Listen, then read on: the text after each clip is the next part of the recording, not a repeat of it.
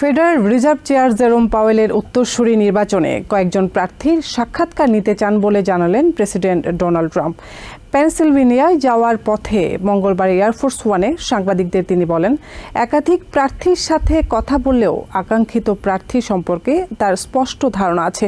এদিকে senate appreciation sub committee on কমার্সের শুনানিতে ট্রাম্পের শুল্ক ও দেশের অর্থনীতি নিয়ে তোপের মুখে পড়েন US trade representative Jamieson Greer.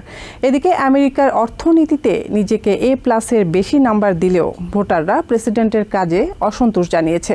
নতুন একটি জরিপ বলছে 59% ভোটার অর্থনীতি পরিচালনায় ট্রাম্পের ব্যর্থতা দেখছেন। গত বৃহস্পতিবার এনবিসি নিউজ বিশেষ একটি প্রতিবেদন প্রকাশ করে, যেখানে খোদ রিপাবলিকান আইন প্রণেতাদের উদ্বেগ দেখা গেছে। তাদের কেউ কেউ আড়ালে এবং অনেকে প্রকাশ্যেই জানাচ্ছেন, নিত্যপণ্যের মূল্য মানুষের হাতের নাগালে আনতে যথেষ্ট উদ্যোগ নেওয়া হচ্ছে না, যার নেতিবাচক প্রভাব পড়তে পারে আগামী মধ্যবর্তী নির্বাচনে। সবশেষ ইউগভের জরিপও বলছে প্রায় একই ধরনের কথা, যেখানে উঠে এসেছে 59% ভোটার অর্থনীতি পরিচালনায় ট্রাম্পের ব্যর্থতা দেখছেন। মাত্র 32 থেকে 33% মানুষ মনে করছেন তিনি অর্থনীতিকে সঠিক পথে এগিয়ে নিয়ে চলেছেন। অথচ পলিটিকোর সাথে সাক্ষাৎকারে নিজের অর্থনৈতিক দর্শনে ভীষণভাবে সন্তুষ্ট প্রেসিডেন্ট। প্রকৃতপক্ষে আমেরিকার অর্থনীতি পরিচালনায় নিজেকে A++-এর বেশি নম্বর দিলেও ভোটাররা ট্রাম্পের কাজে অসন্তোষ জানিয়েছেন। বিশ্লেষকরাও বলছেন, সাধারণের অবস্থা ভয়াবহ। তারা কোনোভাবেই মূল্যস্ফীতির সাথে তাল মেলাতে পারছেন না। তাদের নাভিশ্বাস উঠে যাচ্ছে। তারা বলছেন সর্বোচ্চ B নম্বর পেতে পারে ট্রাম্প প্রশাসন। কারণ প্রায় 1 বছর ধরেই বেকারত্ব বাড়ছে, বাণিজ্য ঘাটতি মেটাতে গিয়ে জনতার উপরই চাপ পড়ছে, আর ব্যয় বৃদ্ধির মাধ্যমে মূল্যস্ফীতির লাগাম আয়ত্তের বাইরে চলে যাচ্ছে। বিশ্লেষকদের মতে ট্রাম্প যাই করছেন অর্থনীতি বাগে আনতে, তাতেই পরিস্থিতি আরো বিগড়ে যাচ্ছে।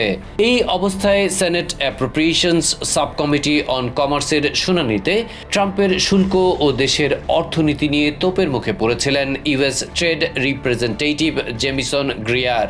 অবশ্য তিনি উদ্বোধনী বক্তব্যে এর দায় চাপিয়েছেন বিগত বাইডেন প্রশাসনের উপর। বলেছেন, বাণিজ্য ঘাটতি মেটাতে কাজ করছে বর্তমান প্রশাসন।